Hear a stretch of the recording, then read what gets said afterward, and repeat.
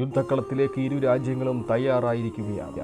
ശത്രു രാജ്യങ്ങളുടെ പ്രകമ്പനം ആഞ്ഞടിക്കുകയാണ്. തൊട്ടടുത്ത നിമിഷം തന്നെ ശത്രു സൈന്യം ആഞ്ഞടിക്കാൻ തുടങ്ങി.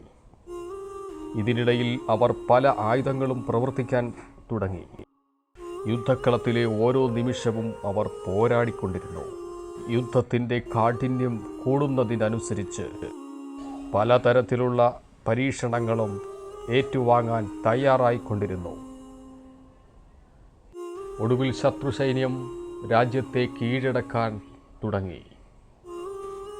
അവർ പല സാഹചര്യത്തിലും പല ആയുധങ്ങളുടെ ബലത്തിലും മറുരാജ്യത്തെ തോൽപ്പിക്കാൻ തയ്യാറായി നിൽക്കുകയാണ്. ഒടുവിൽ യുദ്ധത്തിൽ പരാജയപ്പെട്ടവരെ ലോകത്തിൽ വെച്ച് ഏറ്റവും വലിയ ശിക്ഷയാണ് അവർക്ക് കൊടുത്തത്.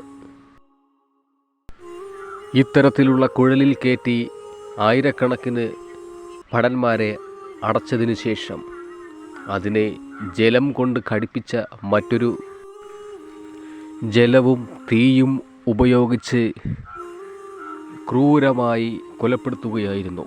പിന്നീട് ഇത്തരത്തിൽ പാത്രത്തിൻ്റെ അടിയിൽ തീയിട്ടതിനു ശേഷം നേരത്തെ കണ്ട പൈപ്പ് അതിനു മുകളിൽ ഘടിപ്പിക്കുന്നു.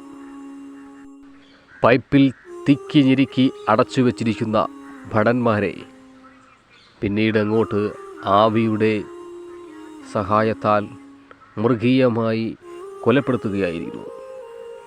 ശേഷം കഠിനമായ ചൂടിലും ആവിയിലും അവർ ദാരുണമായി കട്ട പിടിക്കാൻ തുടങ്ങി. കഠിനമായ ചൂടും അതിലെ നീരാവിയും കാരണം ആ ഒരു കുഴലിനകത്ത് ഒരുമിച്ച് കട്ട പിടിച്ച് മരിച്ചു കിടക്കുന്ന പടയാളികളെ തൊട്ടടുത്ത നിമിഷം ആവി വന്നതോടുകൂടി അടുത്തു നിൽക്കുന്ന ശത്രു രാജ്യത്തിലെ രാജാവും തൻ്റെ ഭടന്മാരും നോക്കി പൊട്ടിച്ചിരിക്കുകയായിരുന്നു. കാരണം ഏതാനും നിമിഷങ്ങൾ കൂടി കഴിയുമ്പോൾ അവരുടെ മൃതശരീരം മറ്റൊരു സ്ഥലത്തേക്ക് മാറ്റാനുള്ള സമയമായെന്ന്.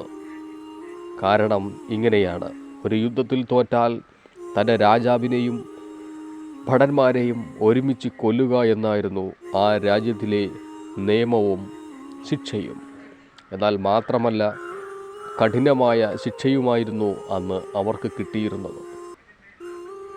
ഏതാനും നിമിഷങ്ങൾ കൊണ്ട് അവർ പറഞ്ഞതുപോലെ തന്നെ ചെയ്യുകയും ഒടുവിൽ അത്തരത്തിലൊരു ക്രൂരമായ കൃത്യം ചെയ്യുകയും ചെയ്തിരുന്നു.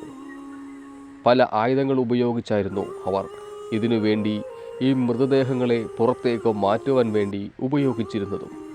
ഇതും ഇതായിരുന്നു.